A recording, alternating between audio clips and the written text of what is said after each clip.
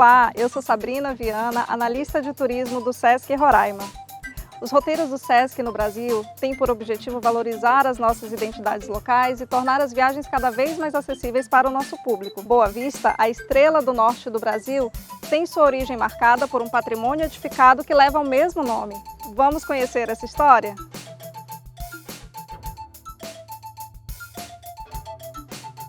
Olá pessoal, meu nome é Luciano Alvarenga, sou guia nacional de turismo e estou aqui para guiá-los no roteiro Memórias Edificadas às margens do Rio Branco.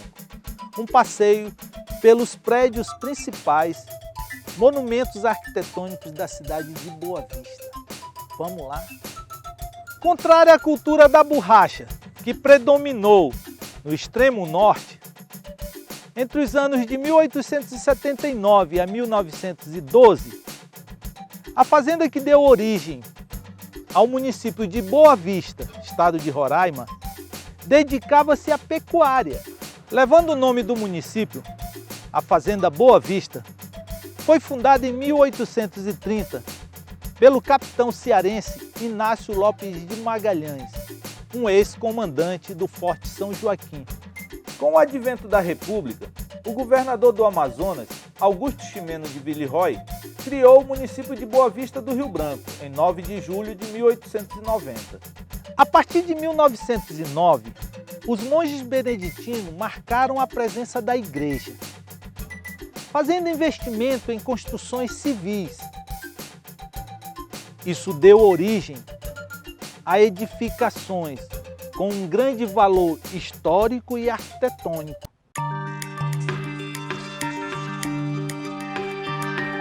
A Igreja Matriz é fruto do processo colonial português.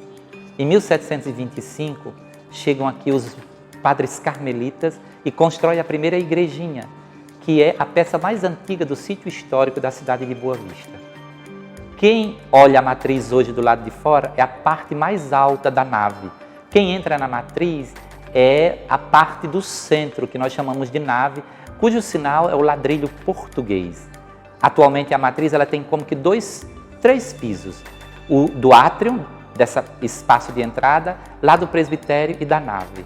Em 1909, o Santo Padre confia aos monges beneditinos a prelazia do Rio Branco. Ao chegar aqui, eles encontram essa igrejinha da beira do rio e vão dar uma nova, diríamos assim, roupagem. Ela vai inclusive adquirir uma nova arquitetura.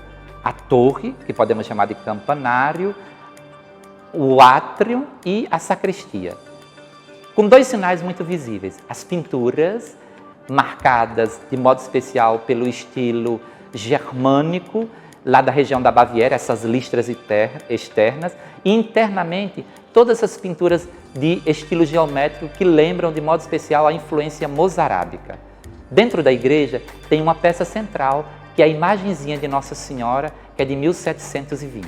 Uma das experiências significativas no processo de restauração foi a descoberta que na década de 60 foi erguida umas novas paredes no interno da igreja. Por isso, ao fazer o processo de restauração, descobrimos que hoje temos duas paredes. A original, com esse estilo germânico, e depois foi feita uma posterior para dar uma maior seguridade. Ao descobrir, percebemos a riqueza e hoje você pode entrar na matriz e descobrir a beleza da restauração daquilo que é o original da década de 20.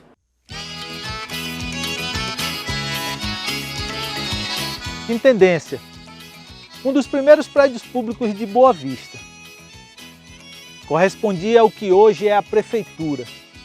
Construído em 1900 para abrigar a administração da cidade, quando Roraima ainda era província do Amazonas.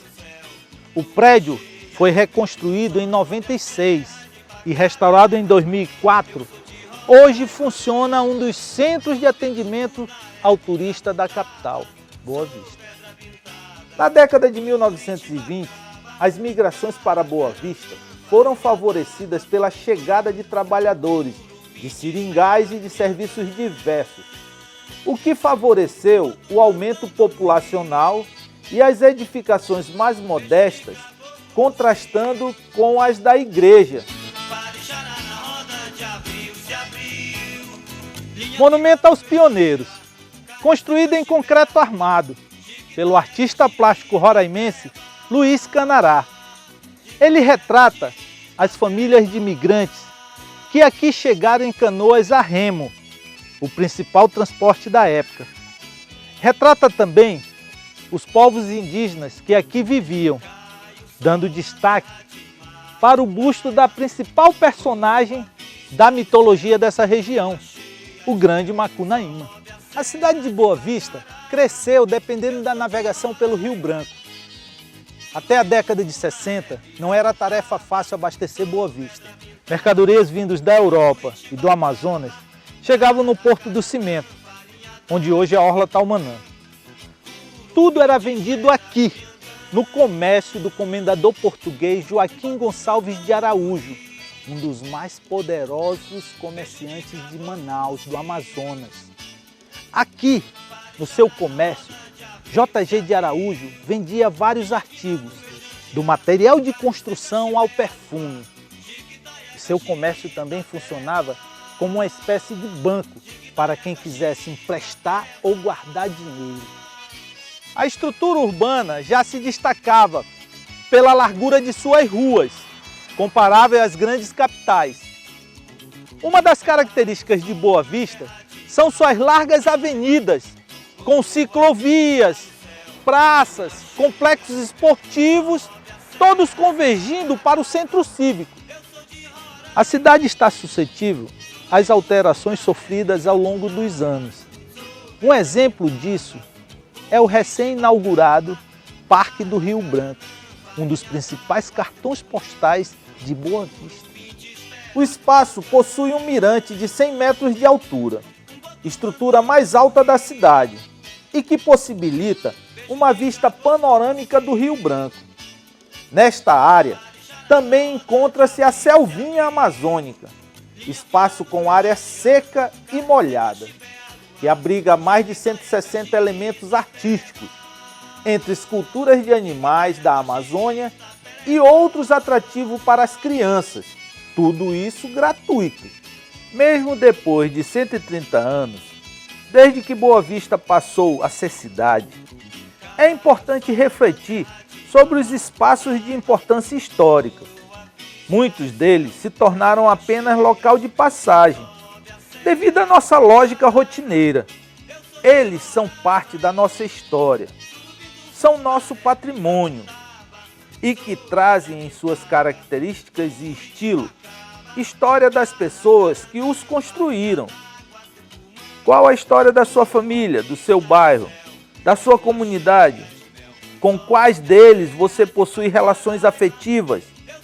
Preservar o patrimônio é preservar a sua própria história.